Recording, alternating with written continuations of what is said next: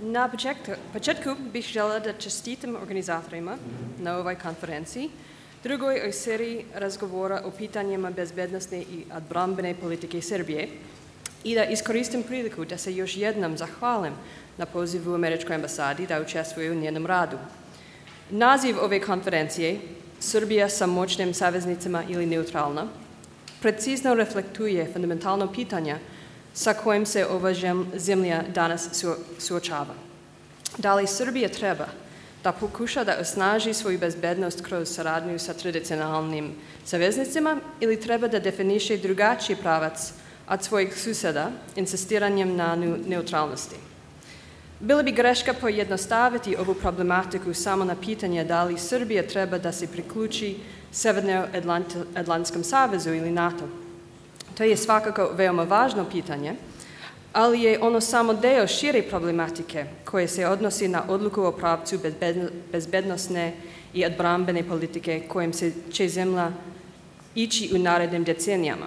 Donošenje takve odluke zahteva smelu javnu raspravu.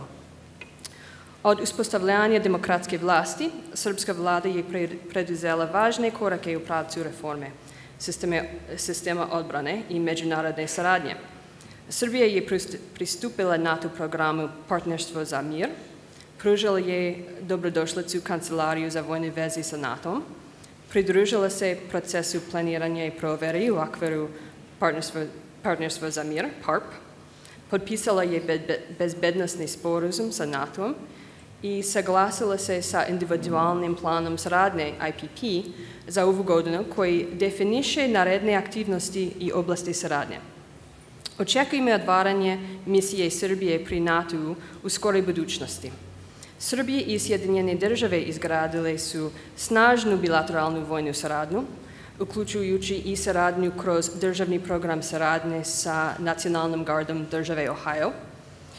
Ovi vidovi saradnje sa NATO-om i međunarodnim partnerima bili su jedan od faktora uspeha reforme odbrane koje je Srbija ostvarila do danas, uključujući i svođenje armije na pravu meru, kao i poboljšanje materijalnog položaja pripadnika vojske i njihovu bolju obučenost. I Srbija je juče postala punopravna članica procesa saradnje ministara odbrane zemalja jugoistočne Evrope, 7. Važan korak. Neki zastupaju tezu da Srbija ne može sebi da priušti međunarodnu saradnju u oblasti odbrane i da je neutralnost jedina opcija u trenutno teškim ekonomskom okolnostima.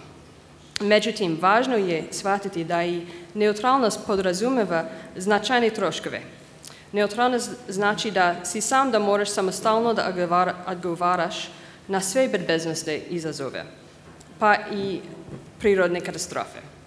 U finansijskom smislu, država veličine Srbije ne može da prislika zajedničke kapacitete NATO saveza. Drugi tvrde da je trenutni nivo saradnje u okviru programa Partnerstvo za mir dovoljan.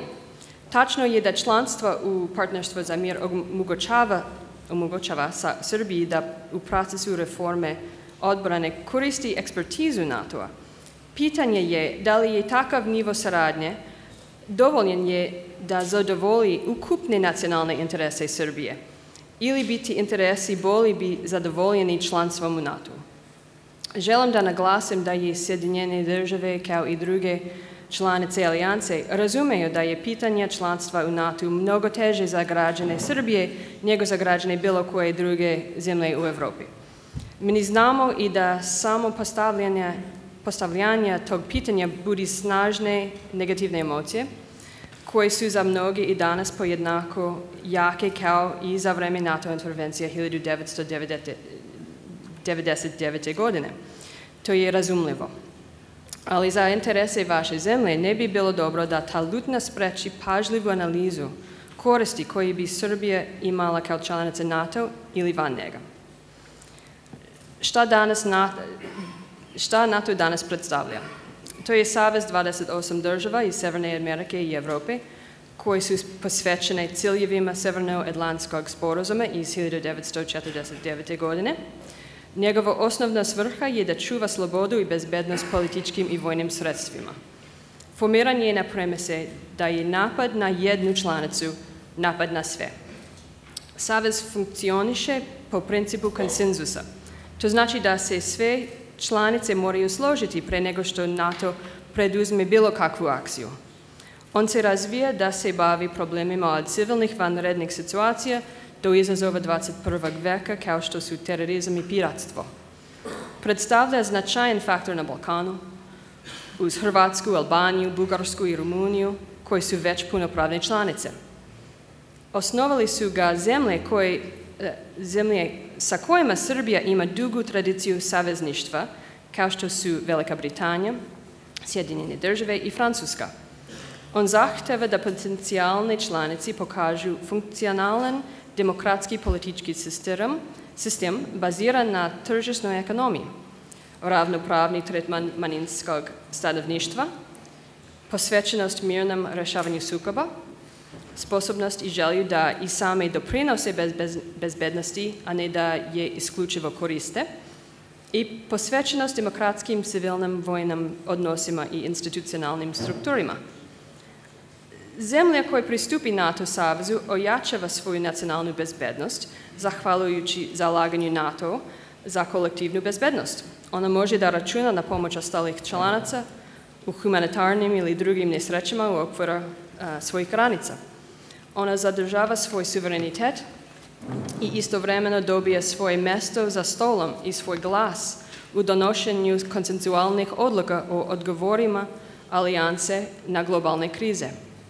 Ona dobija i mehanizam kojim doprinosi stabilnosti u regionu i širom sveta. Ona može razviti odbrambene mogućnosti u okviru svojih komparativnih prednosti, umjesto da se potpuno raspline u naporima da samostalno odgovori na sve prijetnje. I možda najvažnije u ovom izazovnom ekonomskom okruženju, nova članica može da iskoristi članstvo u NATO kao nesumnjiv znak političke stabilnosti koji je značajan pokazatelj za potencijalne strane investitore. Vlada Srbije je izjavila da želi da zemlja bude faktor stabilnosti u regionu i šire u međunarodnoj zajednici. Veće angažovanje u NATO je jedan od načina da se ti ciljevi ostvare. Potrebna vam je sveobuhvatna i nepristrasna nacionalna debata o budućim odnosima vaše zemlje sa NATO-om. U ime ambasade ja bih željela da se još jednom zahvalim organizatorima ovog događaja na pokretanju takve debate i na pruženju priliku da javnost dobije što više neophodnih informacija. Hvala.